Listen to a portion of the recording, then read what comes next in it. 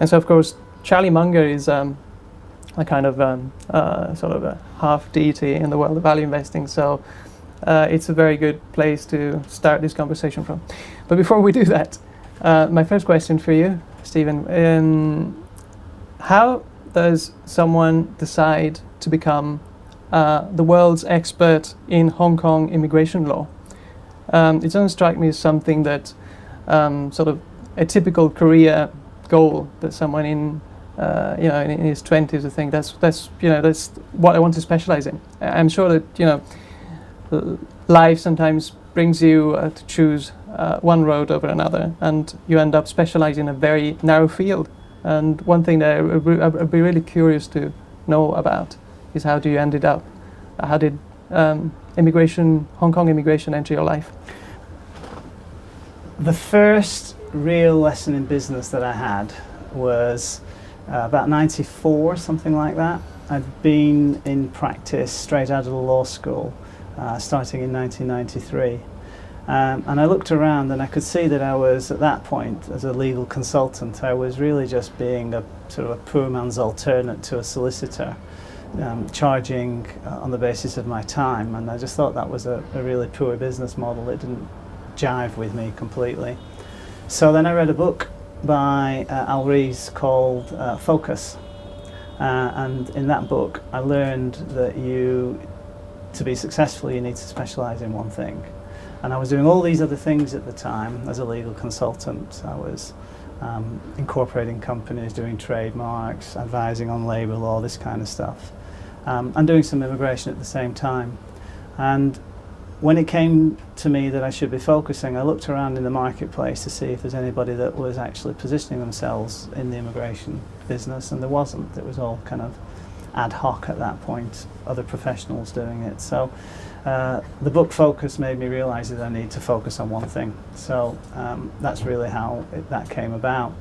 At the same time, I had a client who was Japanese, and she was in public relations, and she told me that if I wanted to be successful in the Japanese community, and most of our clients were Japanese way back then, 93, 94, 95, what I should do is write a book on immigration and then become the de facto expert in it. So around about this time I was experiencing the need to scale this, what has now become an immigration business, and I thought, well, if I'm going to bring young graduates into the practice, I need to teach them what this discipline is all about, so I need to reduce it to writing at least. So I went through the process of writing that book, ostensibly to nail my position in the Japanese community when it came to Hong Kong immigration, and also to give me a scalability tool. But the Asian economic crisis then hit us, and she went bankrupt. So I was left with this book that I'd written that was serving its purpose, and it had been translated into Japanese. And about the same time that this was coming down, one of my clients was one of the first internet service providers in Hong Kong. And Ken Kawamura at that point said to me, "Have you seen this thing called the internet?" This is 96. And I looked at it, and I think, like everybody who saw the internet for the very first time, especially moving from pre-internet era to the internet era, I thought, this looks really interesting, but I don't quite understand it, because the material that I was looking at on the internet was all brochureware. And it reminded me of the phenomenon at that time. Our offices were over in Mong Kok, and I'd arrive actually in Yau Ma Tei MTR in the morning, and just as I'd leave the MTR station, there were people handing out these leaflets. And 2 or 3 steps after the MTR station, these leaflets were all on the floor. And I thought, this is just a ridiculous way to be marketing a business. And the stuff that I saw on the internet reminded me of that. It just jived with me that these things were just brochure, there's not much interest in it, intrinsically. So I had this book, and I thought, well, what I really should do is perhaps put this book on the internet, and then use it as an opportunity for people to sort of get to know what we're all about. It also made sense to me at that time, even though it was a little bit radical, because the key problem that we had was accessing our potential marketplace. We were spending far too much money on the South China Morning Post in advertisements, and also a Japanese newspaper called the Hong Kong Post. And another problem that we had, that reaching the audience that we had was best if we could get them before they ever arrived in Hong Kong, because a lot of the problems associated with immigration can be addressed before arrival. So the internet gave us that reach. So I then made the decision that I would put the first version of the Hong Kong Visa Handbook on the internet in 1996. And really, the thing just took off at that point, and 5 years later, for all practical purposes, I'd sort of made it. So that's the kind of genesis of how I began to position myself really as being good at immigration, and then just through the passage of time, that's become consolidated. Was immigration law something that you actually enjoyed more than other type of law practices, or is something that you sort of grew to enjoy over time? Well, immigration, especially in Hong Kong, is a fascinating subject, because it's one of those disciplines where, for all practical purposes, you can use your ability to argue and reason and not be constrained by the potential for some judge or some higher judicial authority sort of pulling the rug from underneath you. So for the vast majority of people who go through the Hong Kong immigration process, when you're instructing an advisor, what you're doing is you're instructing them to carry a story to tell a story and carry an argument. And because of the way that the Director of Immigration has the ultimate discretion to approve or refuse, and because the department are really very good, all things considered, you can use a legal education to really good positive effect when you're supplying the service, because you know how to argue if you've been to law school. And the discipline of that made me really appreciate the fact that this was something that I, in a sense, as far as I could with the material, I could control it. And I think that ability to control the outcomes really made me appreciate immigration, to the extent that it made a lot of the other aspects of sort of being qualified in law less interesting, because you could only ever take your relationship with your client so far. What we want to do is we want to take the client to an approval situation, because if they're approved, then we've actually delivered the value that they've instructed us for, whereas most legal professionals don't have that wherewithal. They do get stymied at some point, and then it has to go off to other judicial agencies, and more expense and all these other factors creep in. So you don't, I feel, in other areas of law, you don't have that opportunity to have the relationship with clients as you do with immigration. Right. And also you get to see a very interesting cross-section of society in a way, because you get to see all the people that choose to immigrate to Hong Kong. You do, yeah, right. You do. And one of the more compelling things about what I do day to day, even now after all these years, is meeting with clients and entrepreneurs that have got, their plans for Hong Kong, and you get to hear their stories, and you can see what the strengths in their situations are from an immigration perspective, and what the weaknesses are from an immigration perspective. And the other thing is just having sort of privileged access to how people are thinking about their business and what they're good at and how they're going to make it work in Hong Kong. And over the years, because I've been through so much in my life, personally and professionally, I can look at these situations and I can ask myself, why are you doing it that way, right? I mean, I don't, it's not my mission to sort of engage with clients and to second guess what their intentions are. Yeah.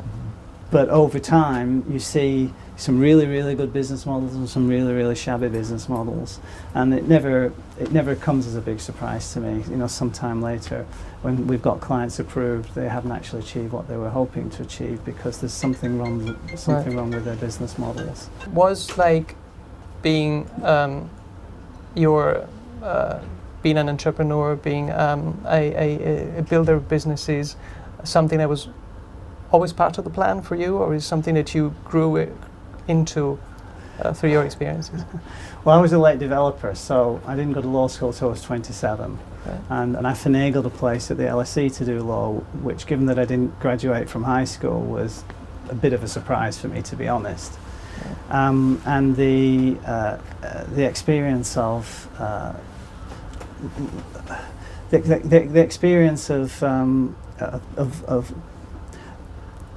understanding how business is supposed to be conducted versus the reality of what I was encountering kind of made me realize in the first year or so I knew absolutely nothing about business. And you know, I did well at law school, and again all this was kind of like new early success to me, and I thought, well, if I can come from sort of nothing as regards my education, then I could go into business and come from nothing there as well, right? And I absolutely was not equipped whatsoever for business. I mean, the first thing that happened to me, the first big thing that happened to me was that a client who we'd done a lot of early work for, who said, I'm going to give you some money so that you can take, you know, yourself to the next level, which I was, you know, gratefully, I was very grateful for that opportunity. As it happens, the lady who was in charge of his money in Hong Kong absconded with their money, with his money, just about the time that I was supposed to be having that money coming into me. And I'd already exposed myself to, you know, a bigger business, and there was really no clear means for me to be able to sustain that level of overhead without this money that was supposed to be coming in. So it was really a baptism of fire. Right. And whilst I was gaining experience in immigration technically and understanding the psychology of customers and what have you, I really felt that the future needed to be a little bit smarter than what I was doing, which led me really to sort of refocus. But I really came out of law school with, you know, naivety to the hilt, and yeah, well, I subsequently then did really well for 4 or 5 years, and I think that then laid the trap for the next 10 years where basically I lost it all. Your story always, I mean, to me, it sounds like you to get to where you are now. You actually, on the face of it, it took only a few years when you actually started with your business model, but it was actually many, many more years in the making throughout your accumulating lots of experiences that at the time might have seemed to be not necessarily related to what you would eventually end up doing. And that is something, you know, that's actually very important in a lot of our, even our own lives, experiences of many people here, I'm sure, that, you know, they say that failure helps towards success, but sometimes it's very difficult to really internalize that when you're failing, and you're faced with essentially some very hard choices, and you can't kind of really see how failing could possibly help you succeed in the future. And when it does, it's only when maybe a decade later or many years later you look back, you sort of connect the dots and see that something that at the time seemed completely unlikely to help is actually very, very, very helpful. Well, you know, Henry Ford said that failure is an opportunity to begin again, only this time more intelligently. And I was always a kind of a riverboat gambler, I suppose, at the end of the day. I didn't really think through the implications or the potential implications of the decisions that I was making. And I certainly didn't think about the impact it was going to have on my family. But the lessons that I learned between 2000 and 2010 were kind of, well, I put money into a medical devices business, and the key lesson that I learned there was the gentleman who was my mentor. I realized he was actually just a normal human being and had his failings as well. And what I'd taken from him as being a sign of real strength actually ultimately proved to be a sign of weakness, and I now realize that. But he was very experienced at the time, and he just seemed to me to have all the answers. So clearly I looked to him and what he had been doing to try and emulate that as a pathway to my own success, which, you know, proved to be a failing, all things considered. And then I put some money into into a software business in Australia, which was designed to be an immigration vehicle for me to relocate my young family to Western Australia.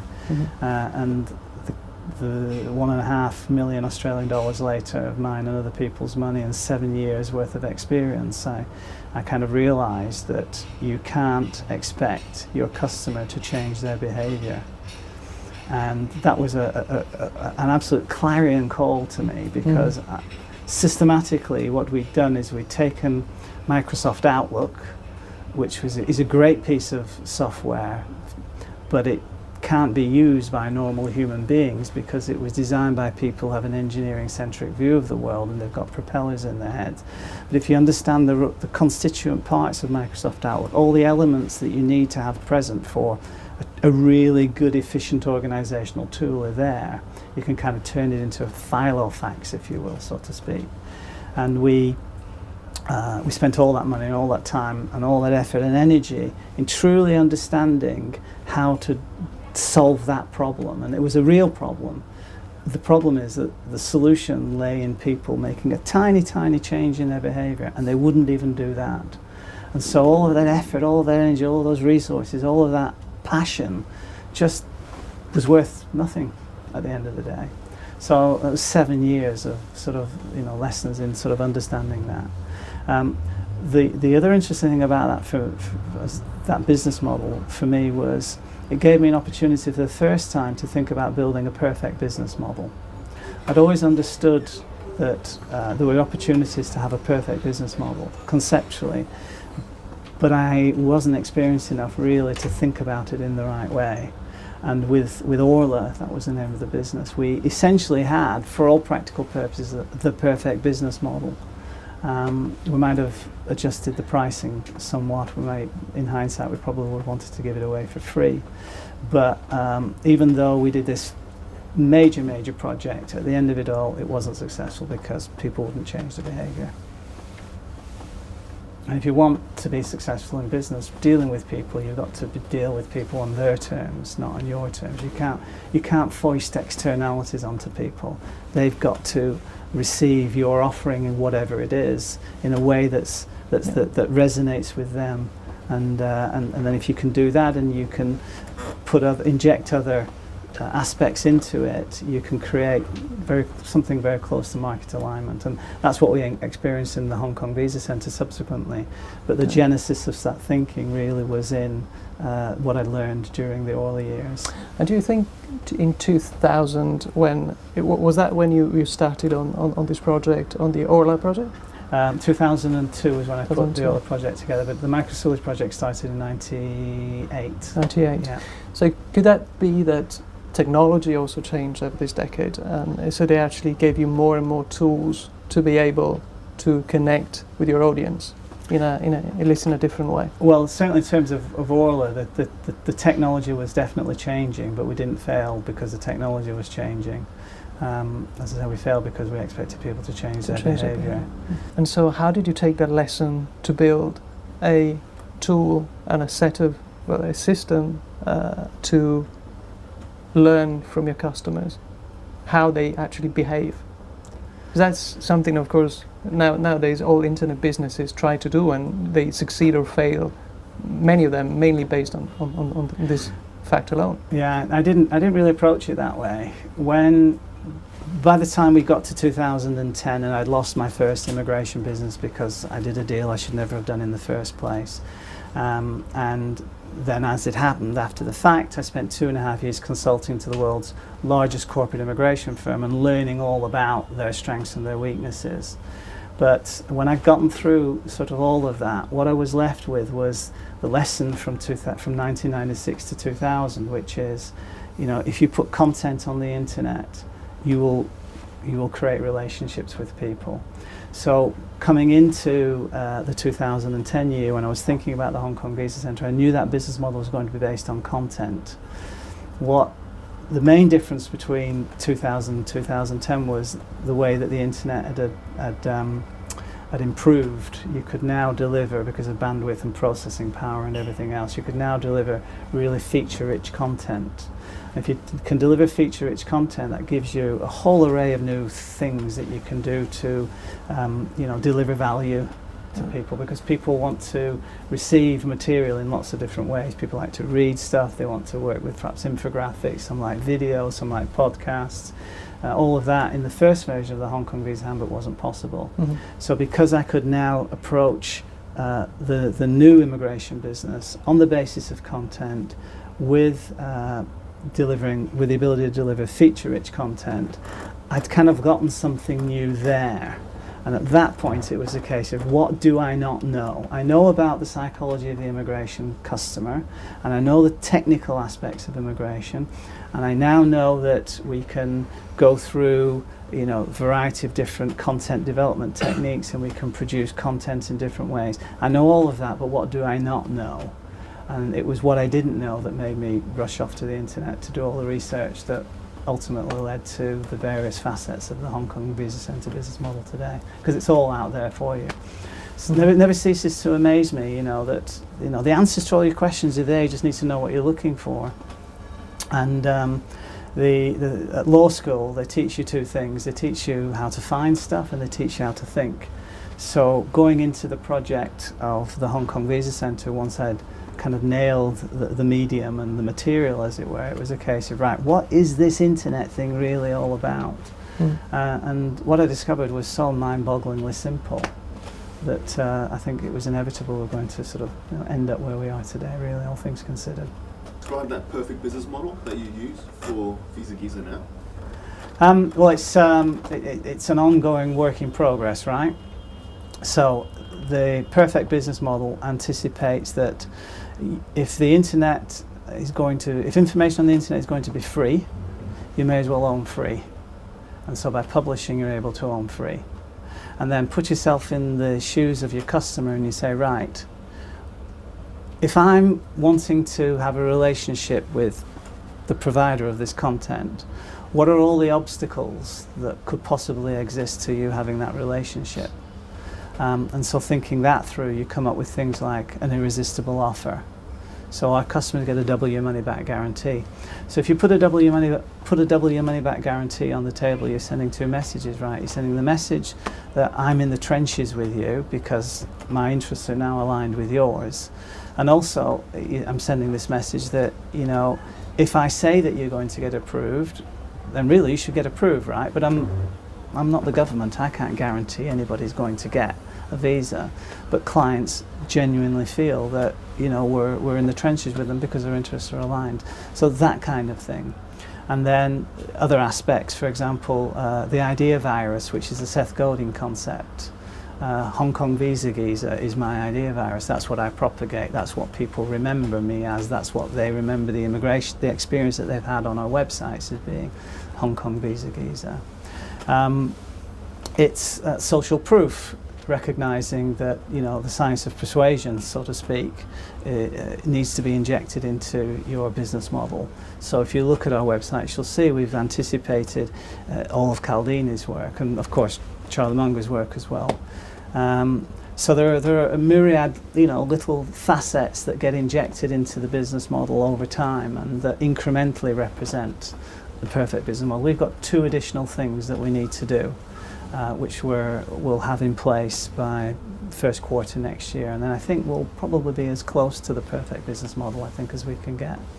And through this conversation you managed to build with your customers or would-be customers or people that are interested, you're always learning something from them, learning, of course, what interests them and what concerns them and what kind of needs they have. And was there ever any time where you thought you understood your customers because of your previous experiences, and then through this process you actually realized your understanding was not complete or might have been mistaken? Well, I think I always had a pretty good handle on what the customer was thinking about the immigration experience. But I think what really sealed the deal for me was when at the end of 2000 I relocated my young family, as I say, from Hong Kong to Western Australia, and then I put myself and I put my family down this immigration journey themselves that took us 12 years to travel. And you know, we had a visa status that was only good for 4 years initially. It was temporary, it was going to end, and there was a possibility of a 2-year extension if you played your cards right. So for the first 3 years I really didn't do that much with the business, and so the last year, like most immigration applicants do, they start doing something about their status. So I had the sort of Damocles hanging over me for that last year, and then I was able to sort of get through that problem and get myself a 2-year extension, which kind of delayed the next application subsequently. So I went through this process with my entire family, understanding what it feels like. So because I understand what it feels like, I can inject that into the business model. So I'm looking at it both from the years of experience, but also from the personal experience.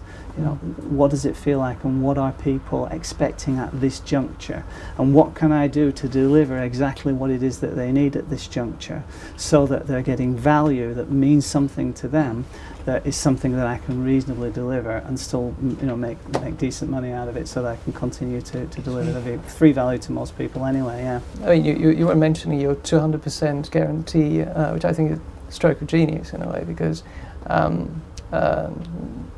I've gone through the experience of applying for visas, and of course it's not a very big expense, but it's very stressful for the family and for everyone involved. You don't know when you'll be approved, you don't know for how long you will be approved, and to have your own service provider essentially invest in you, because that's what you do. You're investing in your client, and so if you choose the wrong client, you have to pay him double. So I think that's a very honest way of doing a service business, in the sense that every service business, in a way, whether they know it or not, they're essentially investing in their clients. Yeah. But most of them don't think about it that way. And I think it's. I was certainly, when I had the experience of going through a website and choosing a service provider, I was quite impressed. But it's all about risk, right? I mean, I can assess the risk. The customer can't assess the risk. The customer hasn't got a clue. They're relying on me to tell them. So if I say to them, yes, I can get you approved, well, that delivers confidence. But if I put my money where my mouth is, it delivers super confidence. But more importantly, it's about credibility. If I'm positioning myself as the expert in this niche, then as far as I'm able to deliver, I should be able to deliver. And if I can't deliver, then what am I supposed to do? At the very least, I can, provide some measure of, monetary compensation and apologise for not having delivered. But that's, something that's not that risky for me, actually, all things considered, because very rarely do we have to deliver on the guarantee. But when we have delivered on the guarantee in the past, just a few times, on 2 or 3 occasions, those customers who didn't get the visas have recommended us to other people. So, there you've completely flipped what should be a negative scenario into a positive scenario. Right. And given that we publish in the way that we do, and we don't have to spend money with any other people to address our audience, you might want to conclude that perhaps when we do have to give money back, it's just the cost of marketing. There is a quote by Charlie Munger that I find very, very interesting, when he talks about a tightrope walker, someone who walks on a tightrope for 20 years. And he says, if he's managed to do that for 20 years and survived, that means 2 things. One is that he is very confident about what he knows, so he can actually get himself, to get to one step at a time to get through the chasm. At the same time, he's also very aware of what he doesn't know. Otherwise, he will be dead. Yeah. And I think that's a very, very good metaphor for both business and investing. Yeah. I can think of dozens of situations where, in both business and investing, where getting one of the 2 wrong can be fatal. And so that's really, for me, is really one of the connecting threads between the experience you can have in business and the experience you have as an investor. It's not about necessarily knowing a lot of things. Of course, you have to know your thing very, very well. And even more importantly, you have to know what you don't know, so that you don't get killed in the process of trying to do something. So one topic or question, which is really open to everyone, is what has been your experience in terms of risk? I mean, we have this concept there's this popular concept of entrepreneurs loving risk. And you look at Richard Branson. He's always looking for a way to kill himself, and he's always trying to do something very crazy, and yet he always survives. And there's a reason for that. You could say the same for mountaineers or people that practice extreme sports. It's really a discipline of knowing exactly how much you can push yourself, exactly how far you can go. How's your journey been to that extent? I mean, you were talking about at the beginning you were sort of a bit cocky because of your first success, and you thought you could do everything, and then you realized that things could go very bad very quickly, and then you have to learn to think in a different way. For me, de-risking things is really just understanding what it is you're supposed to be doing. And in the early years, I had my entrepreneurial seizure in relation to different opportunities, and I could just see that this was a great opportunity and it was absolutely worth my while going for it, plunging into things like dysfunctional uterine bleeding in medical devices, and how to work with a COM add-in for Microsoft Office products, and the whole idea of developing software. What did I know about developing software? Well, nothing, but you know what? I'm invincible. I can learn everything and I can make it work. But going into areas that I really had no business going into, that was the key sort of risk that I took. Now I don't go into business areas that I know nothing about. All I do is concentrate on what I'm really good at, and what I'm really good at is Hong Kong immigration on the one hand, and I'm getting increasingly better at this thing called the internet and modern business models and what have you. So that's what I focus on. That's where my energies are, and I de-risk it just by reading, testing, taking a hypothesis, taking an assumption, and just bouncing it off people, and just having an opportunity to see, is there any merit in this or not, in a very, very small, low impact way, because you can do that.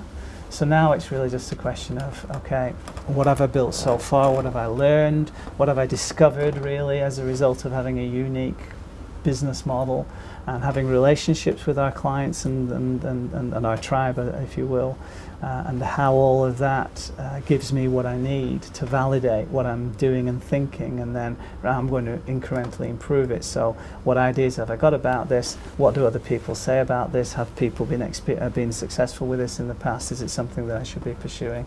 So it's just smart thinking really, and that's how I manage risk, and what I do these days is completely riskless, to be honest.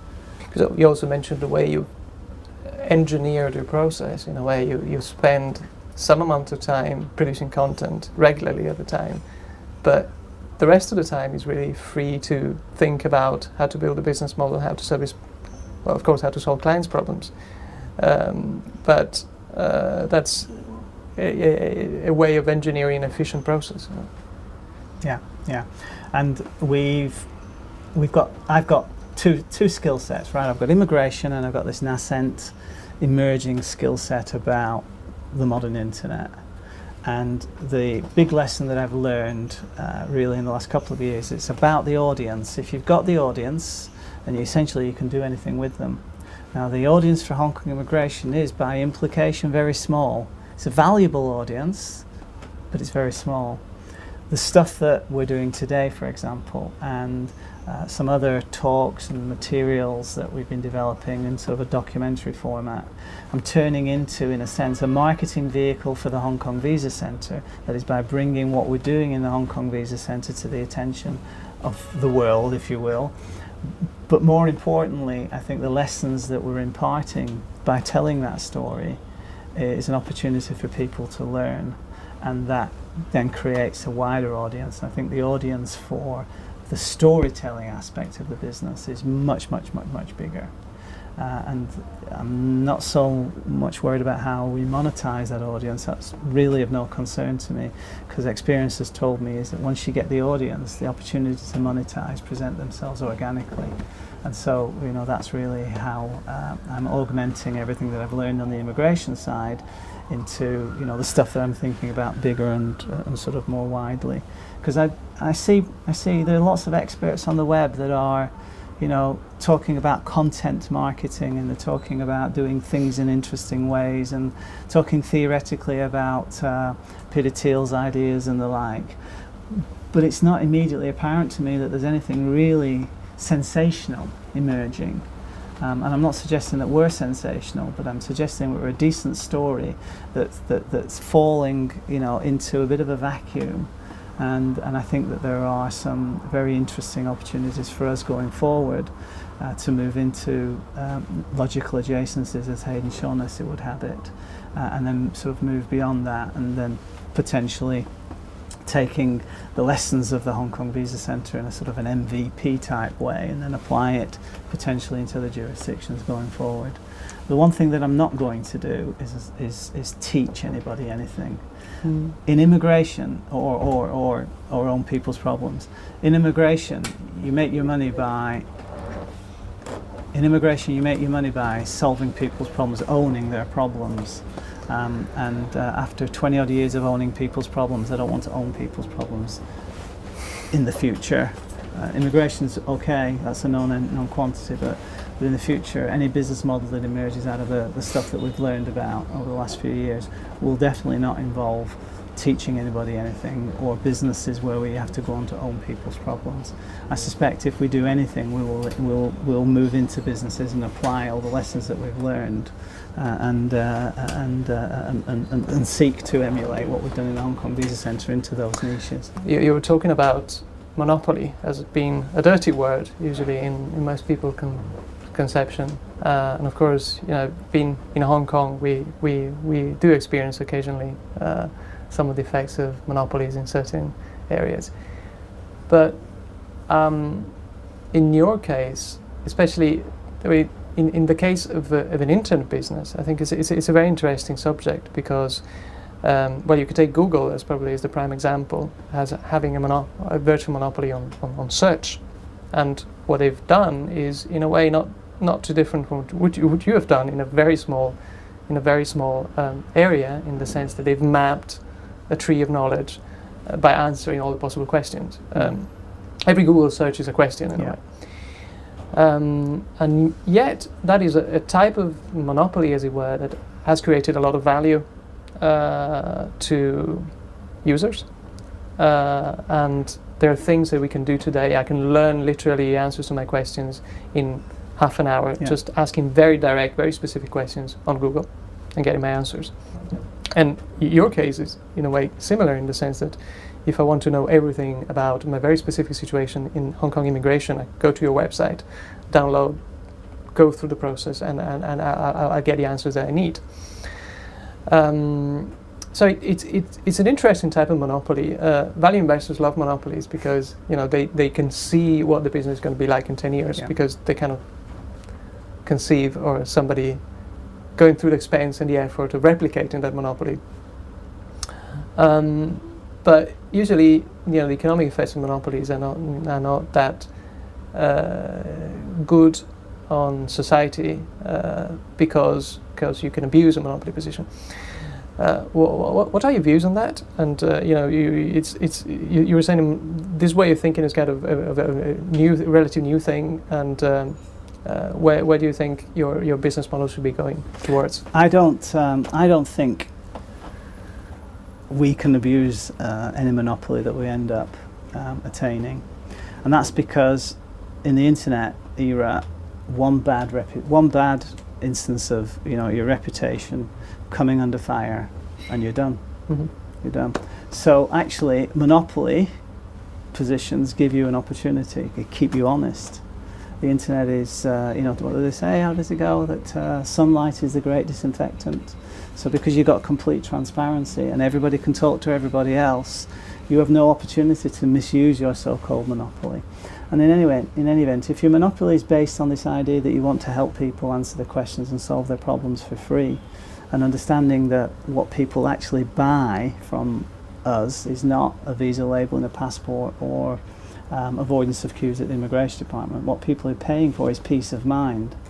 And so, people will always be happy to pay for peace of mind if it's being delivered to them in a credible and an honest fashion.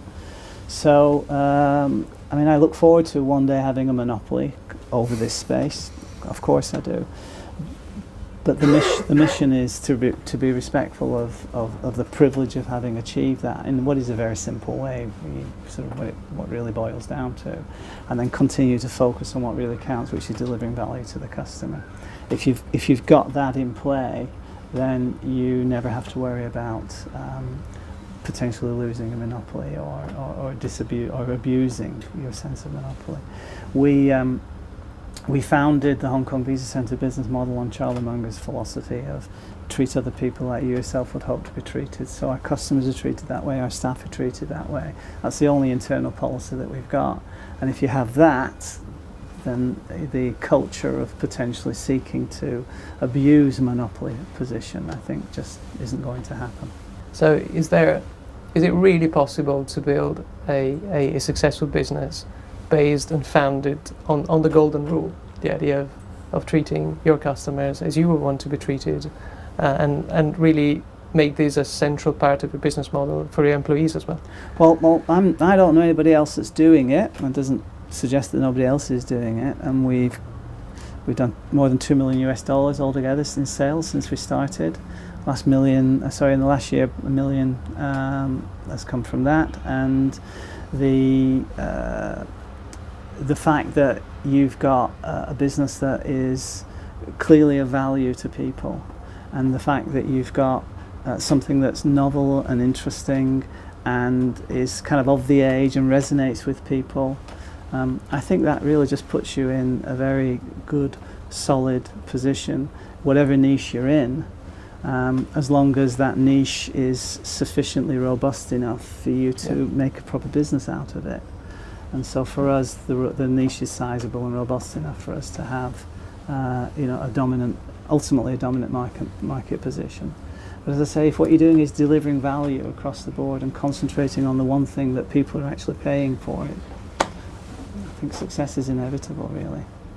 Yeah, actually, if going to the individual case, if one goes to your website like I did 2 years ago, you actually find a very detailed guide to do everything by yourself. Essentially, you're teaching people. I think in whatever, how many minutes I spent on the website, I spent probably like 95% reading through the process and figuring out and taking notes exactly what had to be done. And then at the end, there's a very small bit where they said, you could do this for me for however much that was. And then with the 200% guarantee, and that was when the deal was done. So, but actually, if you look at the website, the vast majority of the content is actually teaching you how to do it yourself, which I think is probably exactly what you were referring to. It's because I understand people can do this themselves. It isn't rocket science, and I've never suggested that this is intellectually so compelling that you should be able, that you should always have to pay somebody else to do it for you. But I recognise a long time ago in immigration there are two types of customers: those that want to pay and those that don't want to pay. Now, it used to be that those that don't want to pay pre-internet were a liability because they come into your office, they spend an hour of your time, they pick your brains, and then you never see them again. But when I published the first version of the Hong Kong Visa Handbook on the internet in 1996, the time when HSBC had dial-up email accounts, for example, I'd solved the problem of the tire kickers straight away because I never lost any of that time anymore. And so today, because we publish in the way that we do, those people who don't want to pay are actually more valuable in many ways than the people that do want to pay, because those people who don't want to pay, they're responsible for propagating your business because of all the goodwill that you've generated. And those people that do want to pay are just a way of keeping score. It tells you how well your business model is doing. Investors, when we have conversations with investors, usually we tend to talk about internet business models as if they were somehow in their own space and somehow different from other industries, like more traditional manufacturing or other service type businesses. To me, it looks as if, in fact, what you're doing is a traditional business in a disruptive way because of the power of the technology. At the end of the day, technology is a tool that makes your business model possible. But the rules about creating value and delivering value, the fundamental principles, are still the same. Yeah. But in some way you're actually able to deliver on them and make them work because of the technology we now have. The biggest aha moment that I've had over the last 5 years was Kevin Kelly and the book What Technology Wants. The aha moment that I got out of that was this idea that the state of humankind today and its relationship to information technology and technology comes from the Big Bang. that if you understand the whole notion of evolution, right? We started with the Big Bang, came through to creation of stars and planets, and then we had our solar system, and then we had the Goldilocks zone, and then Earth, and then the development of life, and then the development of sentient life. And then that sentient life was essentially going to mean that there would be one clear winner, one species that was going to dominate over everybody else. And that species was going to essentially evolve as a result of technological developments, the first technology being speech and language, because with language you now have the opportunity to share ideas, whereas previously we were operating as intellectual silos. So you start to exchange ideas, then you've got natural opportunities for growth. And then beyond that, you've got technologies such as writing, and then you had the printing press, and then you had computers, and then you had PCs, and then you had networked computers, and then you had the thing called the internet.